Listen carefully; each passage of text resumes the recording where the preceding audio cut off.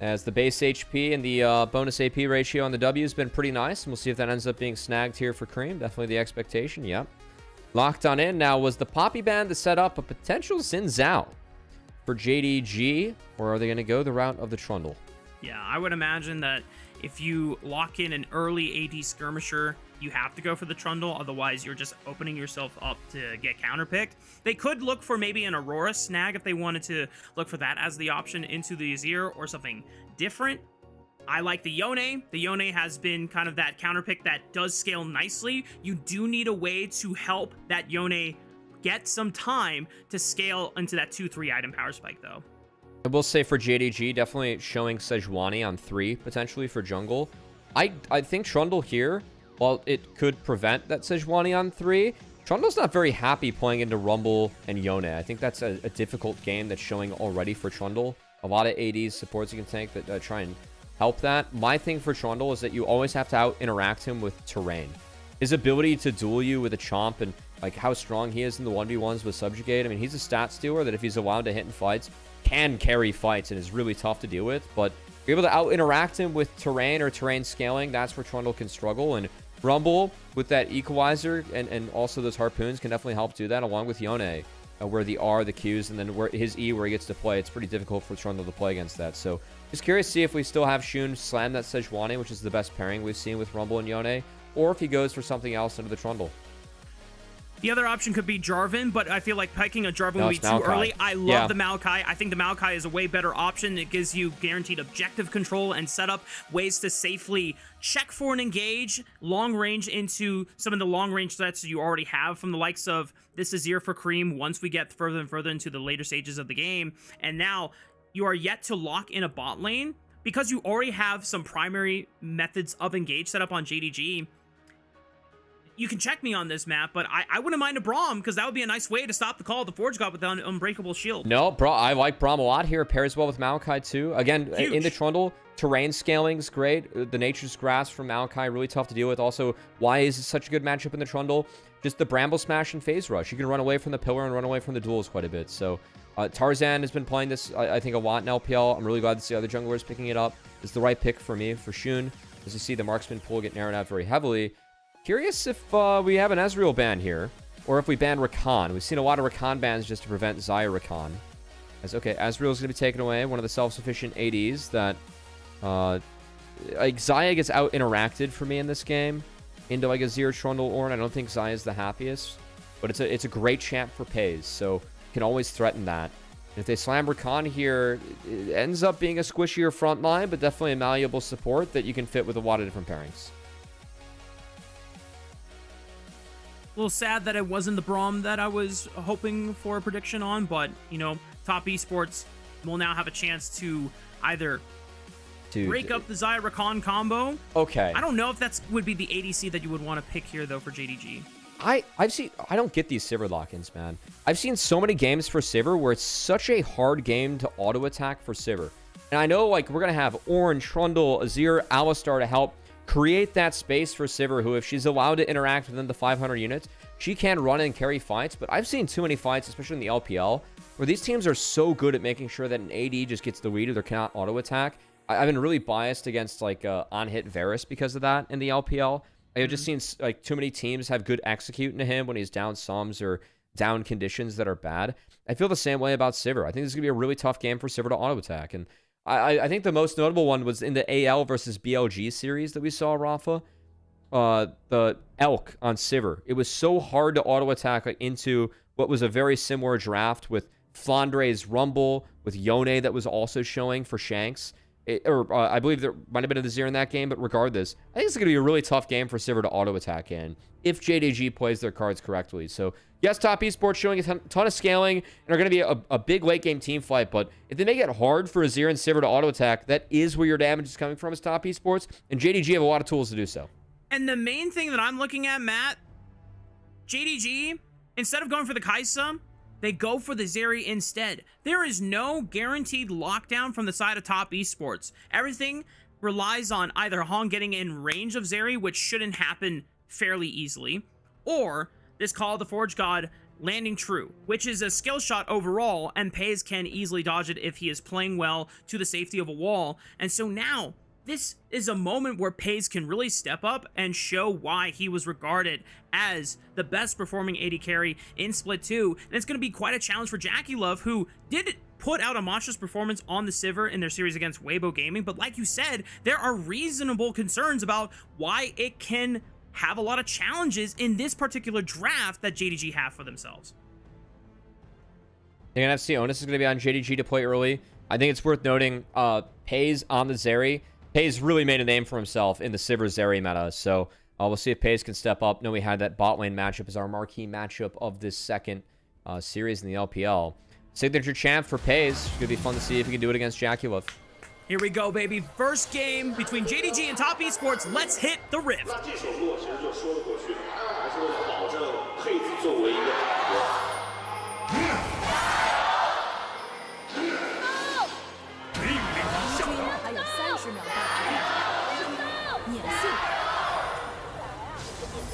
Wilder for the second series, Rob. Yeah! Fans are more excited. We're more excited. We got a different arena here. As I believe we're going to be in Beijing for JDG, I'm going to assume. Which is Kanavi. Of course, a lot of history with him and JDG. I know Split 2, Kanavi said was always looking forward to going to Beijing, as that was a home for him. Was excited to play playoffs there. Didn't go the way that Top Esports wanted to. But so far, to start off this split, things have gone exactly the way the Top Esports have wanted.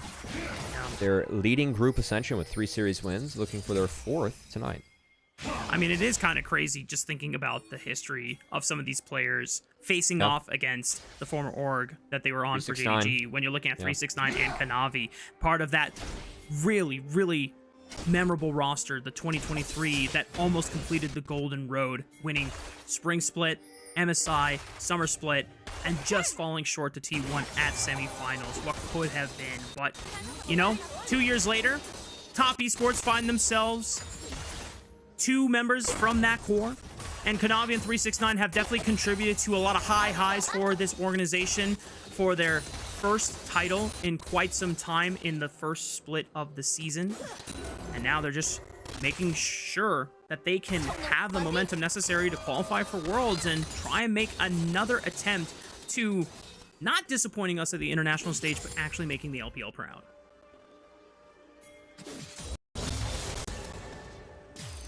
See if Top Esports can bring their domestic form to an international this time and support World's hopes. Definitely an expectation for both these teams that are playing in this one, Raafaa.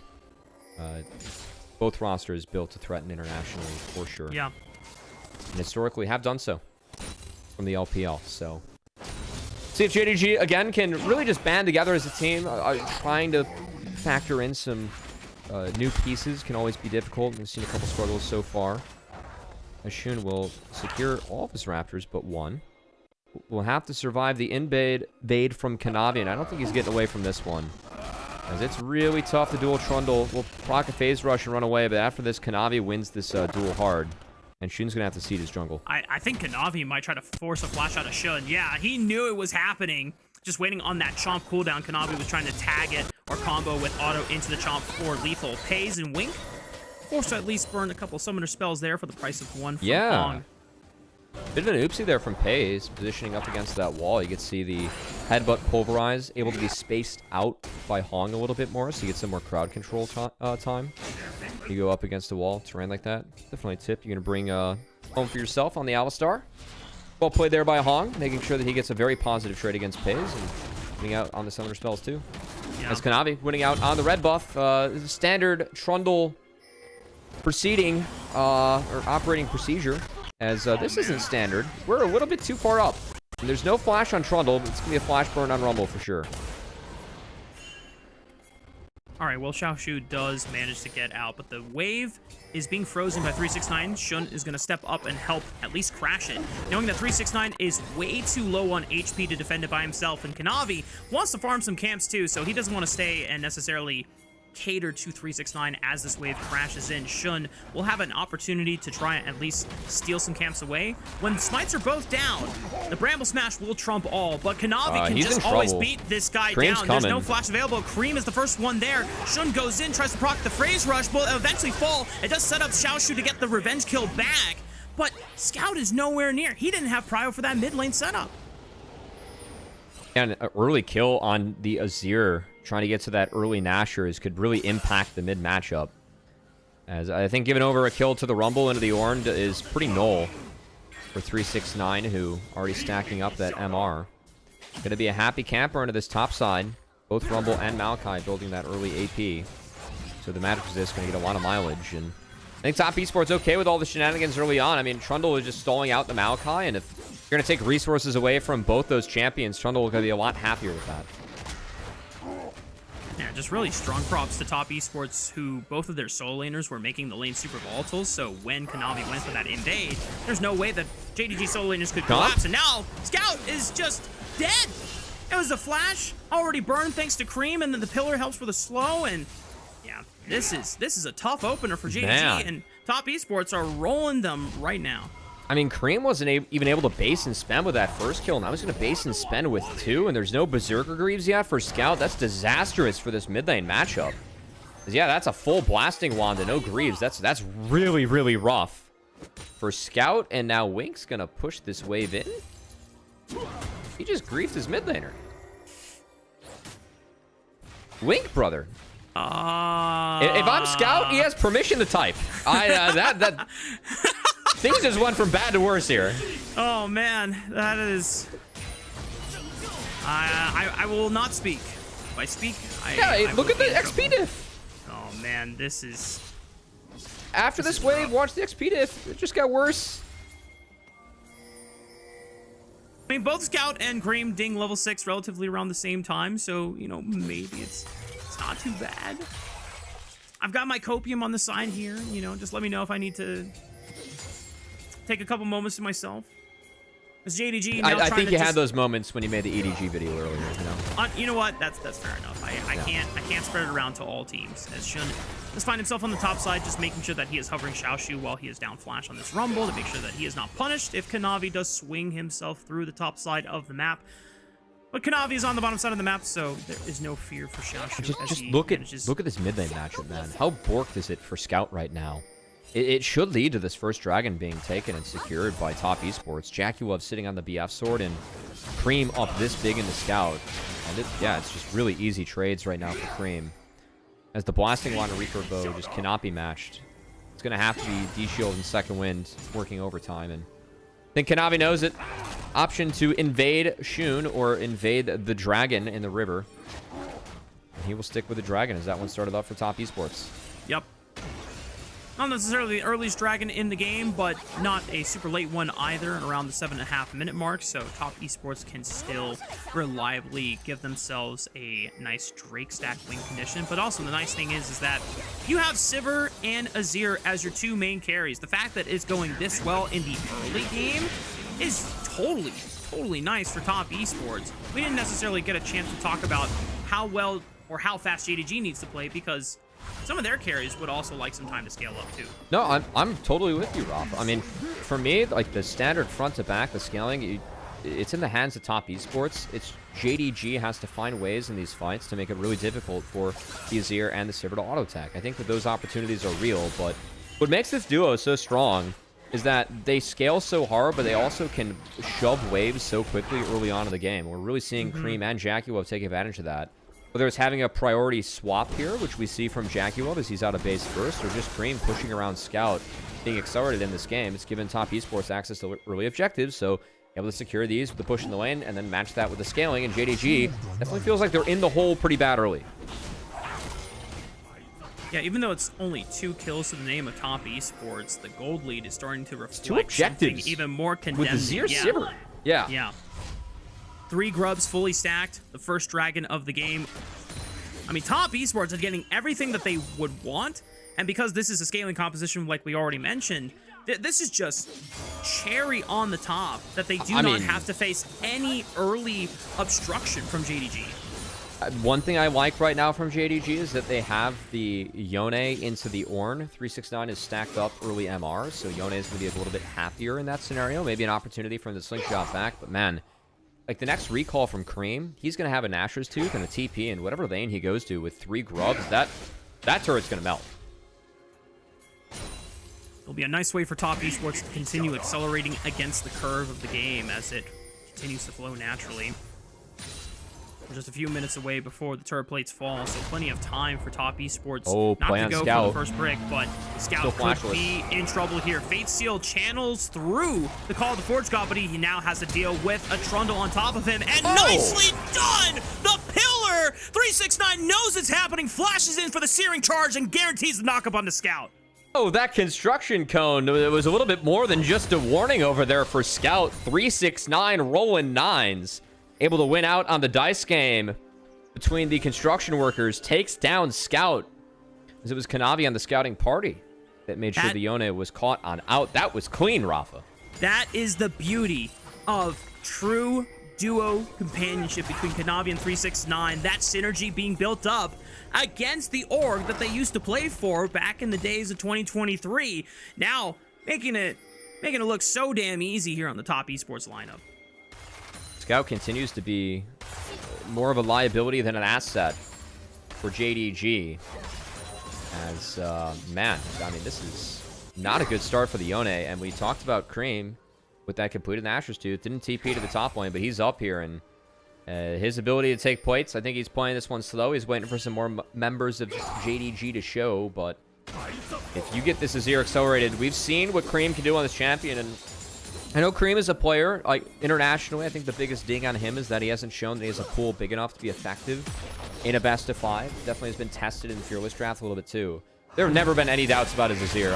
And any doubts that ever were had about his Azir have been put to bed in the last few splits. As his Azir has been nothing but solid this year. Yeah. Creme has yet to have a fully perfect 100% clean series in this split 3 so far, but he's still showing a lot of high highs. A lot of my hype when going through all of Top Esports series so far has just been around JackeyLove as been the standout, nearly consistent performer, but not to say that Creme hasn't been able to put in the work as well and hold his own. And Scout is in trouble. Has flash available, but Hong and 369 actually not committing to the dive. They just wanted to pressure him on the wave. If they went for the dive, that would have been ballistic. But I think it speaks to this Ornn into Scout's Yone. I mean, this Yone has been set really far behind this game, Raafaa. Scout, that Bork is very delayed. Yeah, he's nearly down 30 CS. Close to 40. This is tough. I'm a little bit surprised that Creme hasn't, like, pushed for plates. I mean, I think Creme could have just gotten a free plate up there for sure. I'm looking at 5 plates in the top lane, and he hit recall before he even looked at one of them, so.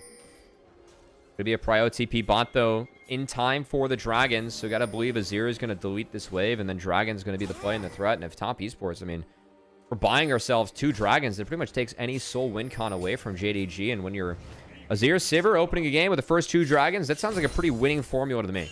Yeah. It's the best of both worlds. The fact that you're trying to scale for the late game anyway, and yet somehow you are walking away with a free early game. Yeah, baby. Shout out to Hannah Montana. Wait, what? Let it out, take it slow, and then go with the flow. Is that it? That's a great theme song right there. You're gonna know more about the lyrics than I would. It's been a minute since I got a photo of the house they used for like the front, like for the Hannah Montana house. Sadly, it burned down. Hang on. Story time for another time. I was bummed about that. We got a dragon starting up. Here, Matt. Yeah, I don't love JDG's contest on this one. It's gonna go down to Top Esports. And equalizer Creme gets right out on of top this. of Creme into the back line. Good initiation from Hong, but Wing is able to defuse it for now, trying to stall it, but they're just getting eviscerated by JackeyLove and Creme. They're completely shoved JDG out of the river. Hong looking for one more headbutt pulverize combo on the Shun, but he will be able to walk out thanks to the safety of Xiaoxu escorting him. And Kanavi's trying to pressure him off of this Grom. But man, that was a tough angle to approach from as JDG. Yeah, I know we talked about some of the growing pains about being in sync with some of the new members. I just don't agree with firing the equalizer onto Creme. Like, I know that he was locked up by the Nature's Grasp, but again, that angle, the setup was not there for JDG. It felt like a force on the timer because they feel like they have to go around this timer, and firing everything into his ear. I mean, Creme is very mobile. We saw Creme be able to escape that one pretty easily and still do significant damage in the fight, so. There's an oopsie on JDG. The member they're going to connect from is Creme flashes to secure the first brick. The grand entrance gets Creme? first brick. Oh, no. Okay, well, Creme dies. That's a kill going over to Xiaoxu's Rumble, but Wink is also going to fall since Hong is here for the alley-oop. And Kanavi's forced to flash over the wall. Man, we're just burning flashes. We do not care. The top esports are that confident, man. 3K gold lead, first brick and feet secured, and top esports. Replay and lower part of our screen. Okay, we had a TP get canceled, and Scout lost his flash for it. That's a bummer. Maybe that's part of why they went so hard. They thought they had an Ornn in the back of their pockets. But that definitely looked a little bit goofy from Creme. Dude, that was awesome. You know what I always wanted to popularize, like, for Creme? That I definitely have zero chance of doing this, but I feel like would be good. Yeah? Milk was a bad choice from Anchorman. You know that quote? Oh, just whenever Creme has a bad play, just like, Milk was a bad choice, you know? Oh, man. Well. It's a great moment. Yeah. We're pulling out a lot of references on this cast. Come on, man. Well, there's not a lot of gameplay to talk about, man. It's been top esports with like the full scaling comp. What do you mean? We just watched the Azir flash over a grand entrance to secure a turret. That was awesome. That's the type of play it's needed to make this game actually close, Raafaa. Let's be honest. JDG are getting ran by a scaling comp. Yeah. This has not been close so far. Scout's going to base. We'll see if he TPs with this Rift Herald. It's looking to be secured by JDG, but are we going to have a fight afterwards? JackeyLove very far up mid. Well, Rift Herald is secured for JDG, so at least it's something. JackeyLove might be caught here. The charm through the spell shield. Oh my goodness. What's going on? What we call a lapse in vision there. And sadly, a lapse in judgment. As good pick from Wink and Peyz. That's a positive. How much is going to we do, though? I still see the top outer turret falling to the Azir. It's going to require an equalizer. And the next wave is going to be Grim. Insta Herald mid. And do we have Creme TP to the play? No. Herald is can't get the turret, and pity prizes are activated, Raafaa. Yeah. So that pick was pretty null. We just took Sivir off the map for a couple minutes. Or a minute. You know, the funny thing is, Matt, I have seen that exact same pick in almost the exact same spot happen to JackeyLove Sivir in another series against Weibo. Of course. JackeyLove being picked? No way. And he will still win this game. Now, Call of the Force God onto Xiaoxu. Oh Massive knockup with the Searing Charge. Kanavi and 369 are just brute forcing this one with Hong in their back pockets. Nature's Grasp momentarily locks them down, but there's no real follow-up. As top esports, they were going for the tier 1 turret anyway and just diving past it just to really show how far ahead they are in this game. I mean, 369's Ornn has, I think, very loudly just got the best of JDG. Scout almost taking a tower shot there, being locked up. 369's had a really nice game. I know there's only 2 kills he's participated in, but the fact is this CS lead against Rumble, and it's pretty much had that since the start. And this play is all pretty nice.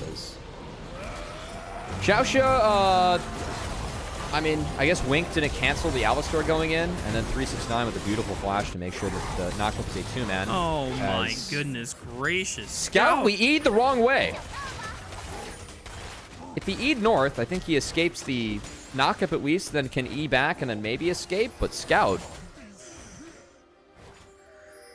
Oh my god, please, Scout, just lock in. Okay, top esports. This is a clean... You're just emulating JDG fans like across the planet right now. It's like, please, Scout, lock in. It's so frustrating because I literally watched JDG have some of the most insane 2v2 jungle mid skirmishes when JDG were having this moment where they looked like the best team in LPL and Scout was in form. Yeah, and now he's getting creamed on as we get a replay. Good buffer on the Emperor's Divine, but still kind of in Narnia. Just for where the rest of his team was. So that's the whole point, going over to top esports at the cost of a pity prize top outer turret being secured by JDG. Top esports seem to be happy with where they're at in that one. As I'm looking at Creme's Azir and Scout's Yone, and I see them again on my screen. I was just going to look at the inventories, and say that there's a big difference in items, but now I'm looking on my screen, and that Yone is dead again. Oh my goodness. So, that's rough. The milk is very good. Let's. If this feels like a scrim at this point. This feels like a scrim that has gone horribly wrong, and the players are protesting that the scrim is not over. So we're just dying. I don't know what else to say.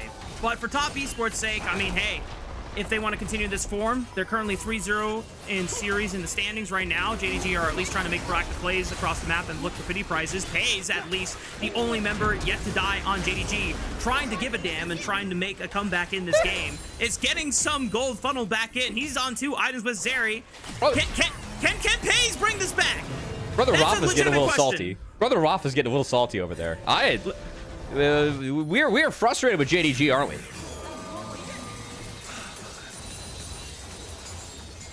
A little bit. Listen, just a little bit. I'm happy for top esports. Yeah. Scout is too good of a player to be putting up this many stinkers in splits like this, you know? Yeah. You know, if this was any other player, I wouldn't care. I legitimately would not care if they were having this many deaths and playing this abysmally. But, you know, this is just... It feels like Scout's been getting away with it for like a couple splits too, because I was kind of frustrated with Scout last split, and it feels like this split more people are catching on. Yeah. Speaking of catching on, that Subjugate, oh boy. Goodbye Maokai, goodbye Otacon. Yep. I mean, top esports are just pretty much cycling objectives as they come up. The only one that they were not able to get for themselves was that Rift Herald, but JDG were only able to use it to take out one turret in mid lane. And that's pretty much that. Top esports are 2.5 minutes away before Mountain Soul comes up, and that should just guarantee that top esports will be pretty much damn near unkillable. Peyz is doing his best to come online with that 3rd item in the form of some type of Last Whisper, whether it's going to be Mortal Reminder or Lord Dominance Regards for the extra armor penetration just to punch through this 369 Ornn, who has been an absolute monster. I will say, man, I don't think we glaze 369 enough.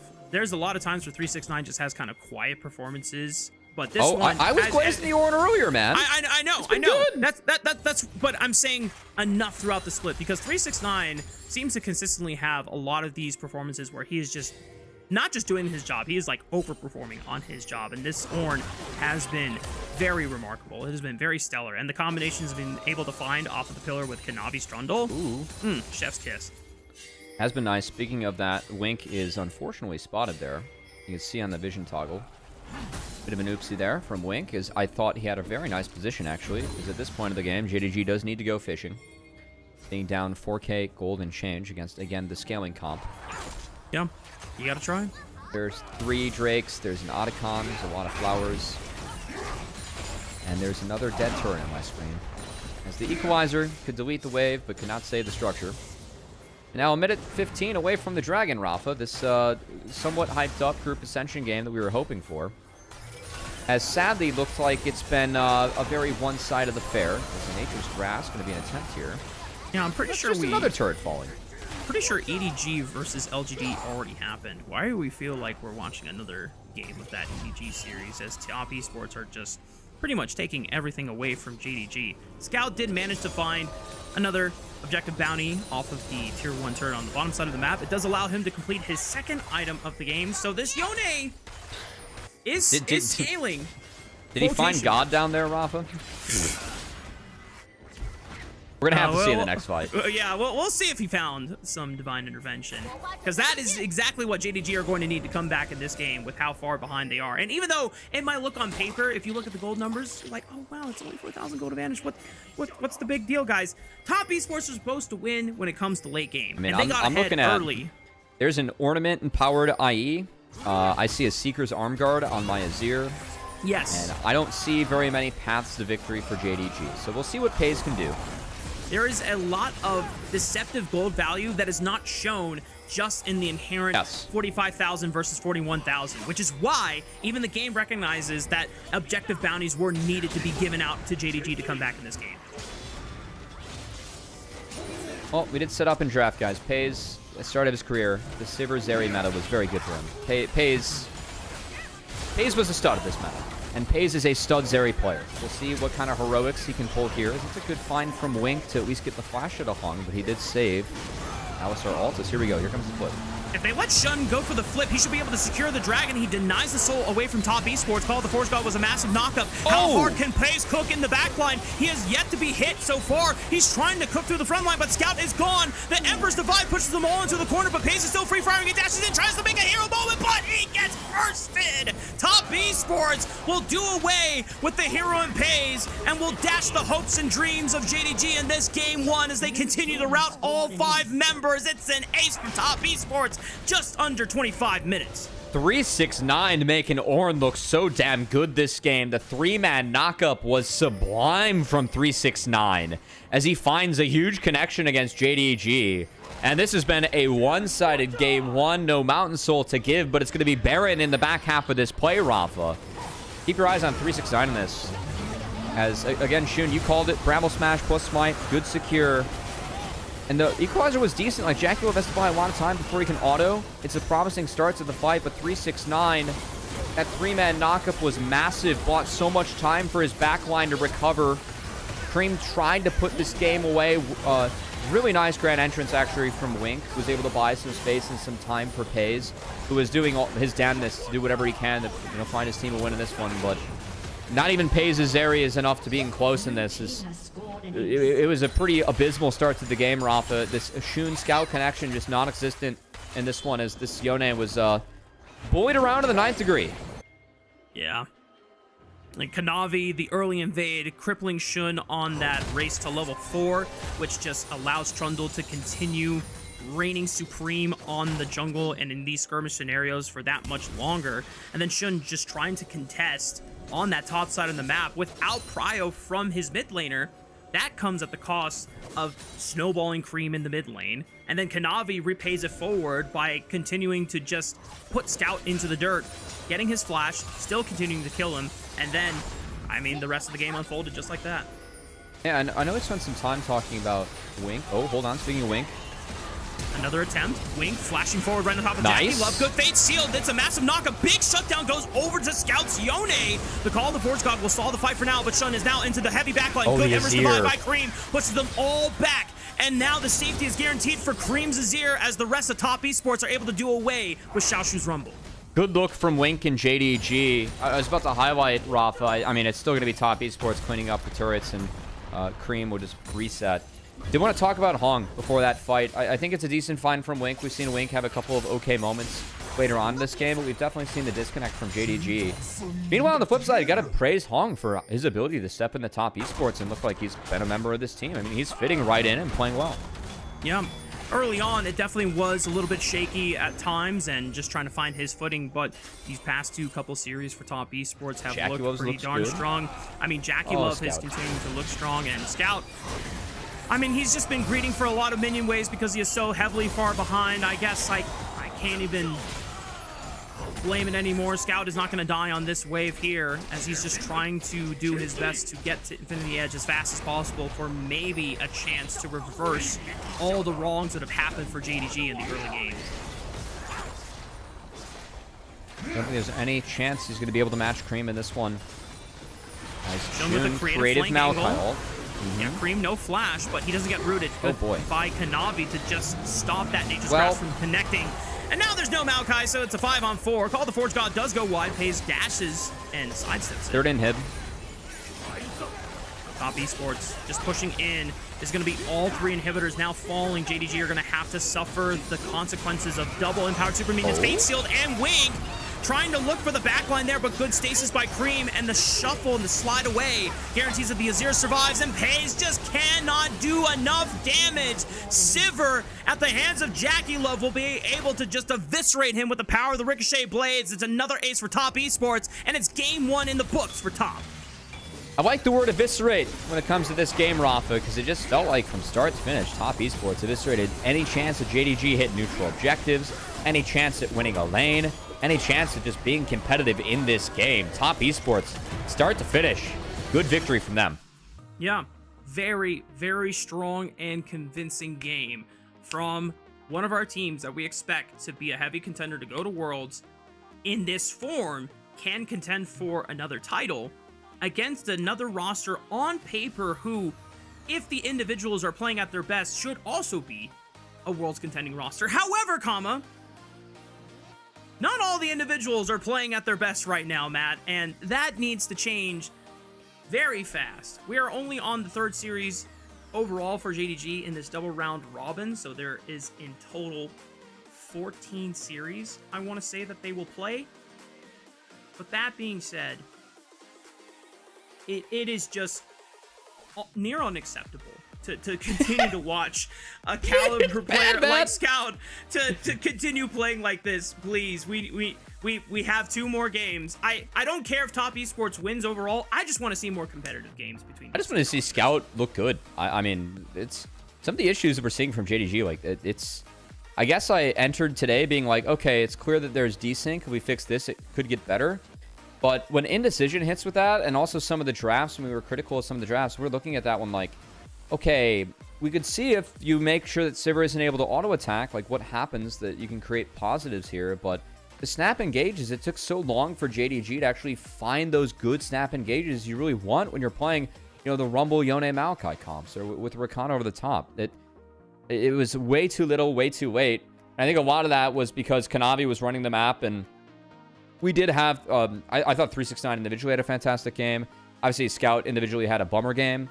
But just from those 2 solo lane differences, like, JDG just couldn't play that game, like, from start to finish. It felt like they just were non-participants, and that's not what you want to see from a team that you are hoping to be competitive to send to Worlds. It does not look like JDG's competitive in the early season, and while there is clear disconnect with some of the new members, if it doesn't get fixed, it is a fixable issue, but then it's like, okay, greater concern for the overall project, right? Which is definitely where we are approaching with JDG.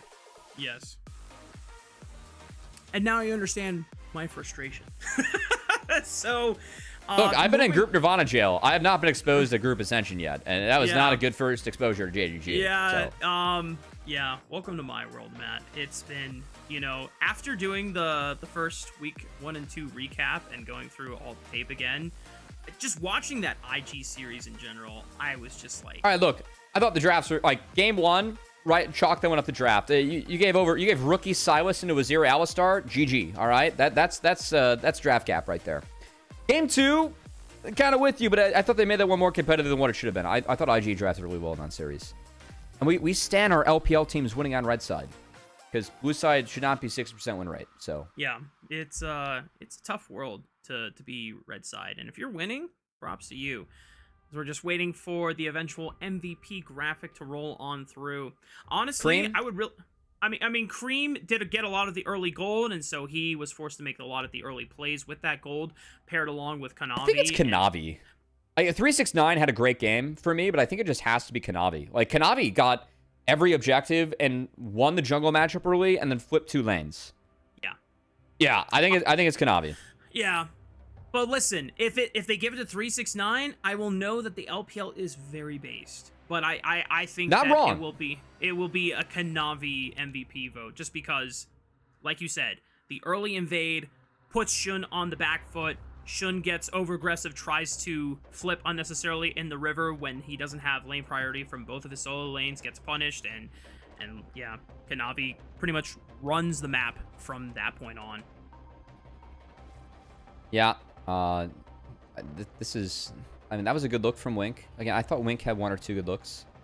It was just a little bit of solo lane gappage here.